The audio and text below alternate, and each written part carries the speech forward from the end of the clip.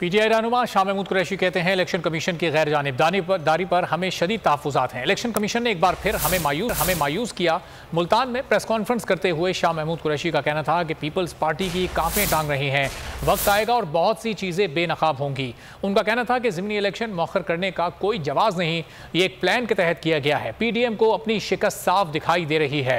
जितने भी polling station की मुल्तान में निशानदेही की गई है सब कायम है, कहीं पानी नहीं खड़ा। इलेक्शन कमीशन ने सैलाब को जवाब बनाकर इलेक्शन मुलतवी किया, जबकि मुल्तान में ऐसा सैलाब नहीं है। इलेक्शन कमीशन की गैर जानिबदारी पर हमारे तहफ़्फ़ुज़ात थे, हैं और इलेक्शन कमीशन ने एक मरतबा फिर मैं समझता हूँ हमें मायूस किया है। इनकी जो कांपें टांगती हैं ये निकले।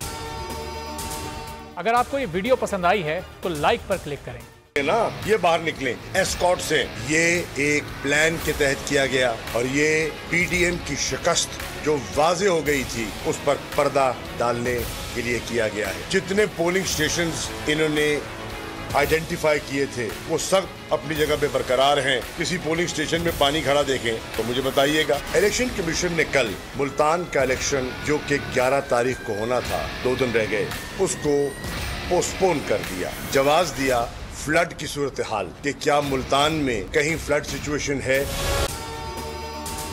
अगर आपको ये वीडियो पसंद आई है तो लाइक पर क्लिक करें। बोल किसी के भी दबाव में आकर अपने फैमिली मेंबर्स को अलहदा नहीं करेगा। बोल हमेशा आवाम की आवाज बनता रहेगा और आवाम के मसाइल दिखाता रहेगा। बोल की आवाम से खुसूसी दुआओं और साथ देने की अपील। सबसे ज्यादा व्यूज, सबसे ज्यादा रील्स और सबसे ज्यादा रेटिंग के साथ बोल अब भी नंबर 1 पोजीशन पर बरकरार।